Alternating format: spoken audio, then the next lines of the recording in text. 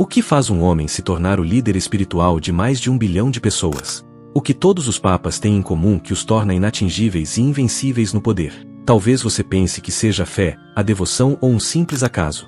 Mas a verdade é bem mais complexa. Não estamos falando apenas de santidade, estamos falando de poder, controle e uma habilidade estratégica única. Hoje, vamos mergulhar no que realmente faz um homem alcançar o papado, o cargo religioso mais importante do mundo. Prepare-se para descobrir os segredos obscuros e também as coisas boas que estão por trás dessa instituição de poder. A Igreja Católica não é apenas uma instituição religiosa, mas uma das organizações mais poderosas do mundo. Por séculos, ela controlou a política, as finanças e até as sociedades mais poderosas do planeta. Para se tornar papa, você precisa entender esse jogo. O papado é mais do que uma posição espiritual. É uma questão de dominar a arte do poder. Exemplo disso foi João Paulo II. Durante seu papado, não apenas influenciou a Igreja, mas também a política mundial. Sua relação estratégica com o presidente dos Estados Unidos, Ronald Reagan, foi vital para a queda do comunismo e para a dissolução da União Soviética. Ele usou sua posição para mudar a história de uma forma que poucos líderes religiosos jamais conseguiram. Mas todo poder tem seu lado sombrio. Por trás da santidade, há uma máquina de manipulação política. Os papas não são apenas líderes espirituais, eles são chefes de Estado, controlando países, governos e, em muitos casos, influenciando o destino de milhões. Durante séculos, a Igreja exerceu sua influência sobre governantes, ditadores e reis. Nos bastidores, negociações secretas e alianças profundas eram feitas para garantir que a Igreja permanecesse como uma das entidades mais poderosas do mundo. Mas o poder papal também é forjado em tempos de resistência e estratégia. Pio IX, por exemplo. Durante seu papado, ele enfrentou um dos maiores desafios da Igreja ao resistir à unificação italiana. Em 1870, com a perda dos Estados Papais, ele declarou-se prisioneiro no Vaticano, mas usou essa situação para fortalecer sua posição dentro da Igreja e garantir seu controle sobre a política religiosa. Mas você deve estar se perguntando o que todos os papas têm em comum. O que todos os papas, desde o primeiro, São Pedro, discípulo de Jesus, até o Papa Francisco, têm em comum.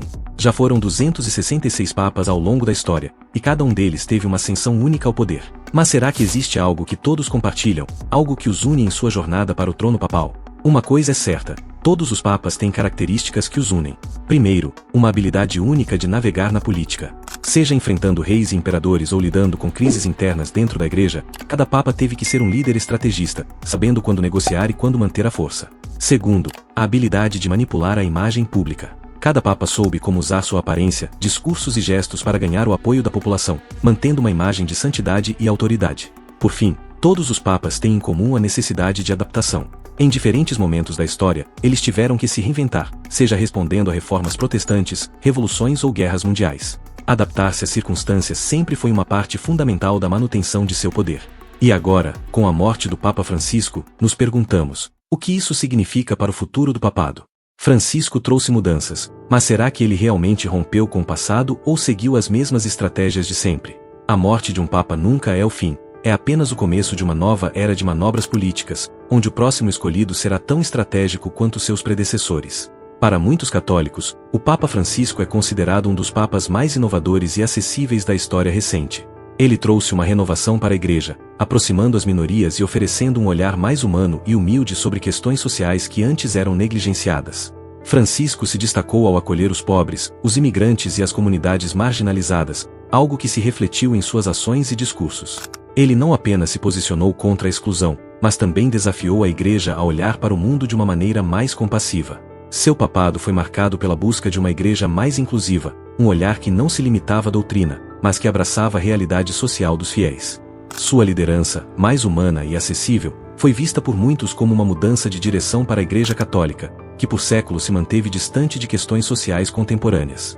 Francisco, com sua humildade, se tornou um ícone de renovação e reconciliação, buscando aproximar a Igreja das realidades do mundo moderno. Mas espera aí, antes de seguirmos, vocês sabiam que houve outro papa que foi muito parecido com Francisco em seu jeito de lidar com o papado?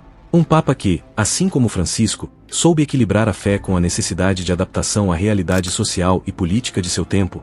Esse papa foi São Gregório Magno, ou Papa Gregório I, que governou a Igreja entre 590 e 604 d.C.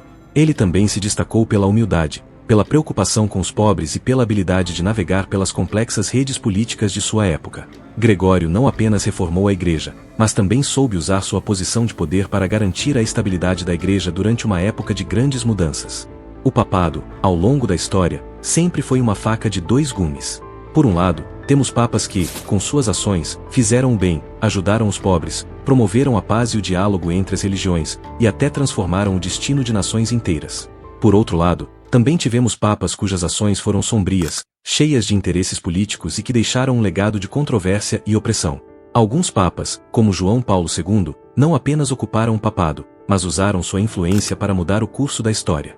Sua ajuda na queda do comunismo e sua luta pela paz mundial são apenas alguns exemplos de como um papa pode ser uma força positiva. João Paulo II não se limitou a ser um líder espiritual, ele foi um verdadeiro ator político, usando sua posição para promover a liberdade e os direitos humanos. Outros papas, como Gregório I, também tiveram um impacto positivo. Gregório, durante um período de caos e desintegração do Império Romano, usou sua posição para manter a Igreja como uma força estabilizadora, ajudando os pobres, reformando a administração e promovendo a unidade na Igreja. Seu papado é lembrado por sua ação em prol da caridade e da paz social. Mas nem todos os papas usaram o poder para o bem. Houve também papas cujas ações alimentaram divisões, perseguições e até guerras. O papado de Inocêncio III, por exemplo, foi marcado pela brutalidade da Quarta Cruzada, que resultou no saque de Constantinopla e causou a morte de milhares de pessoas. Inocêncio III usou o poder da Igreja para manipular líderes e pessoas em nome da fé, mas seu legado é profundamente manchado pela violência. Outro exemplo controverso foi Papa Alexandre VI, cujo papado foi caracterizado por corrupção, manipulação e abuso de poder. Ele era conhecido por suas práticas imorais, incluindo nepotismo, e sua família, os Borgia, é frequentemente associada a um dos períodos mais sombrios da história papal. Agora, voltando às origens, é impossível falar do papado sem mencionar São Pedro, o primeiro papa, e o fundamento da Igreja Católica. Pedro foi o discípulo de Jesus, e sua missão era difundir os ensinamentos de Cristo. Sua liderança foi marcada pela fé inabalável e pela dedicação à Igreja, e, como o primeiro papa, ele estabeleceu os princípios que muitos papas ainda seguem até hoje. Pedro não apenas fundou a Igreja, mas ele também enfrentou desafios de fé e perseguições. Ele foi crucificado em Roma, em uma demonstração extrema de sua devoção. Isso nos leva a refletir. O que Pedro representou foi um amor profundo pela Igreja e um compromisso inquebrantável com a verdade, mesmo diante do maior sacrifício.